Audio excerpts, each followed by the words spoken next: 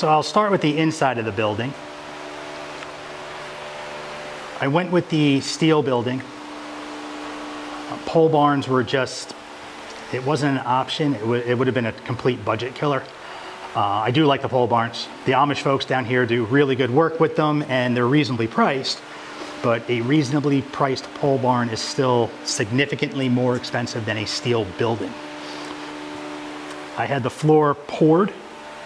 I didn't want to do stone or a dirt floor. I definitely didn't want to cut a corner there.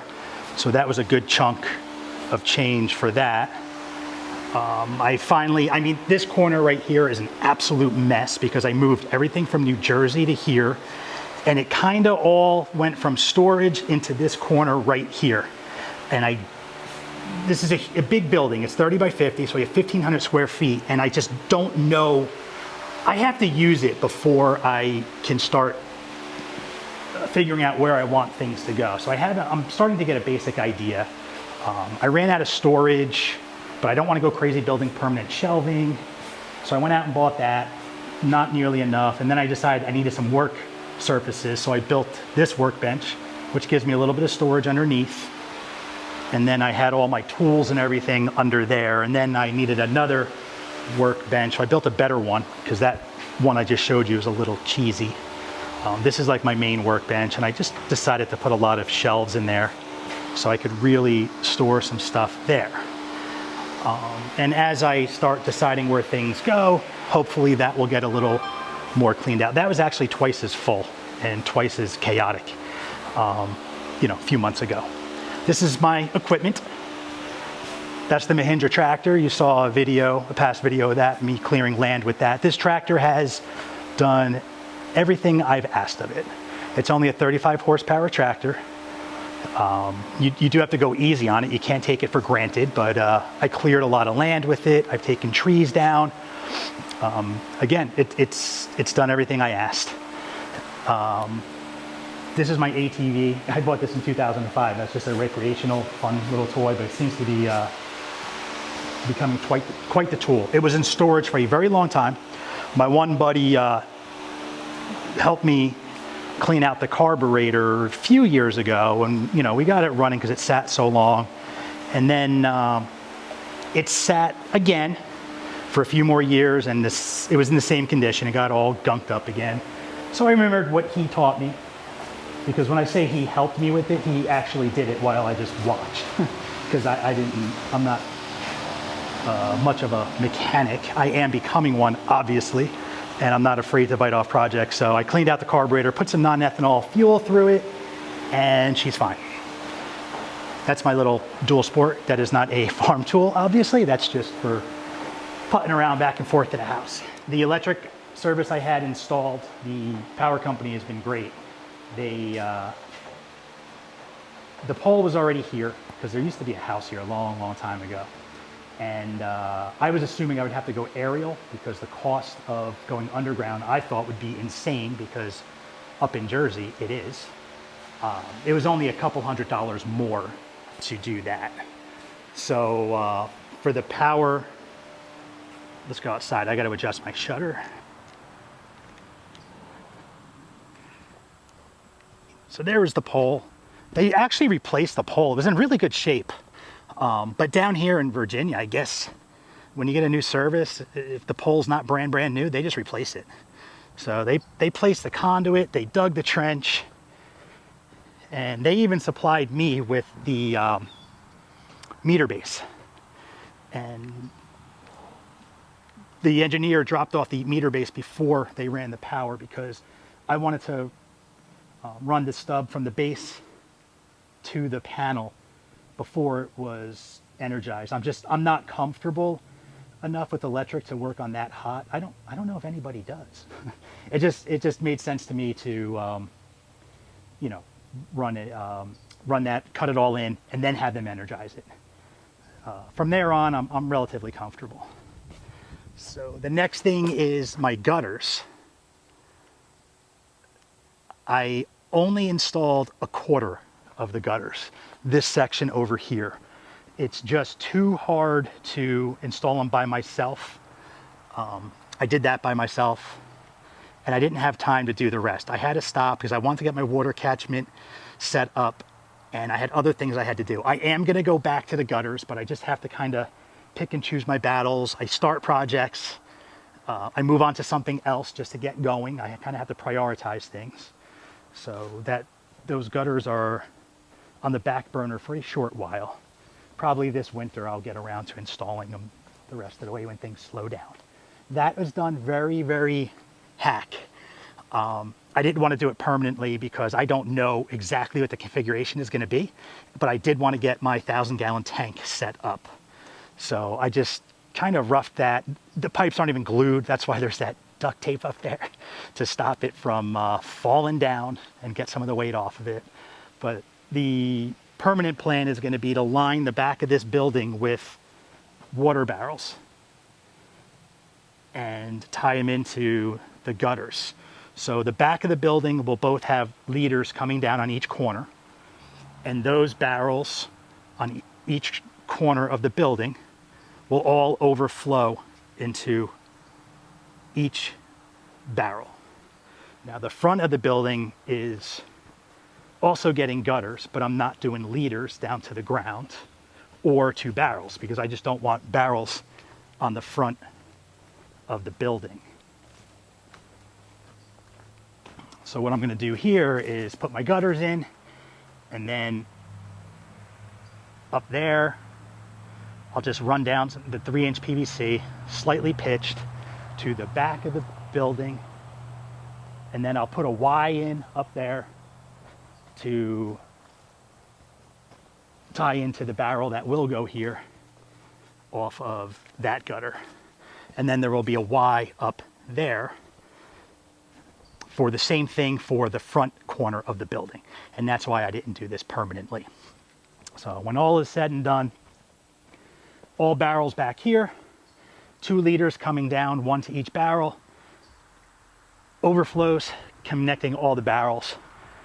Front gutters will actually run to here, to Y's, and feed this whole, we'll call it a network of barrels. So I was originally driving the tractor down this path around there, hooking a hard right to get up to my rain barrel, the original rain barrel that I had temporarily set up. It's still there. And then I just got tired of doing that little trip, so I blazed a little path through here so I can just drive right through here. And I was actually bringing water up here from my house. I'm only about 3 miles down the road before I had that water catchment system set up.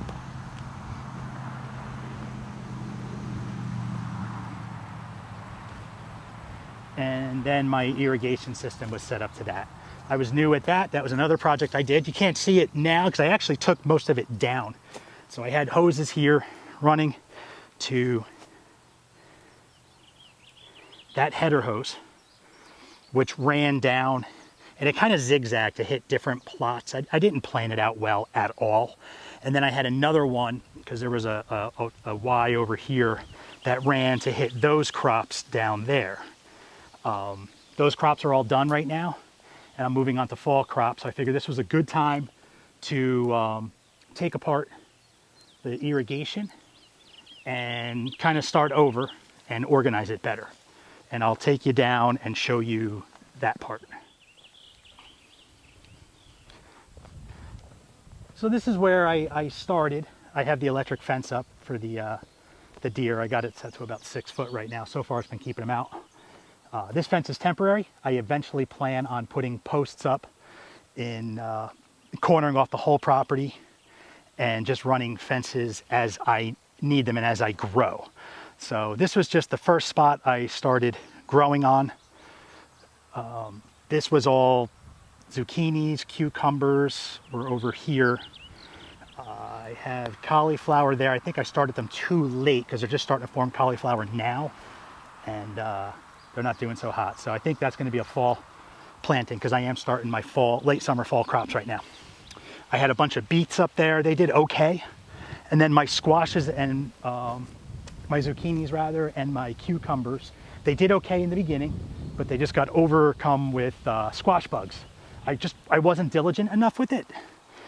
Between spraying neem oil on them and physically picking them off and killing their eggs and scraping their eggs off, I got to be more diligent. Those tomatoes were from the spring. I transplanted those, and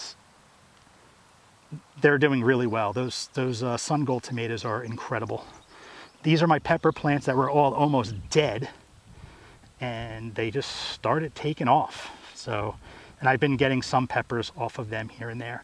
So yesterday I came down here and made these beds. I weeded everything. I ripped out a lot of the Johnson grass by hand. It was crazy. The Johnson grass down here is ridiculous.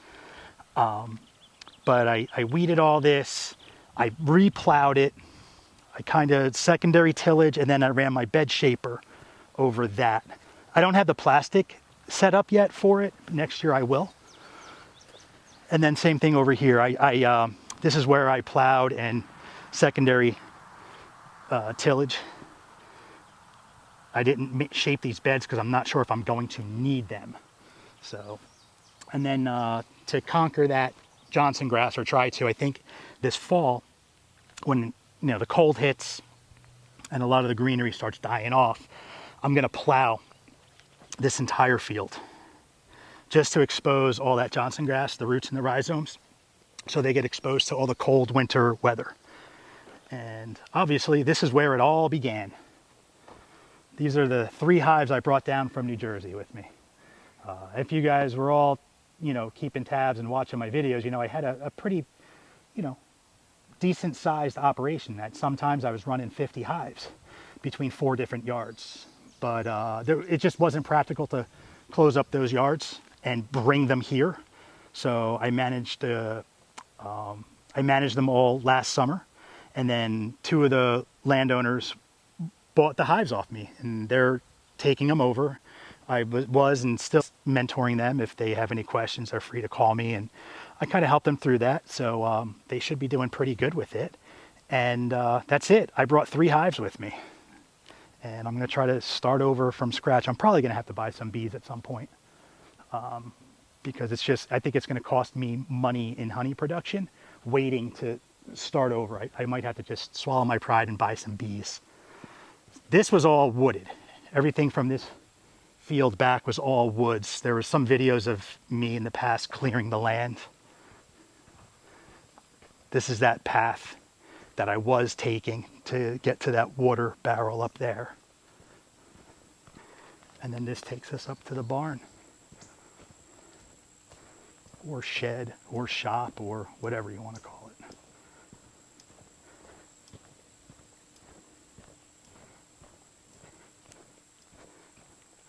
These are just some of my starts for my fall plantings. I got a lot of pumpkins. I got some beans started. I got other stuff inside that I started, but they're a little bit behind. They were a couple weeks after. So, and that's it. Thanks for checking it out, and I'll see you all later.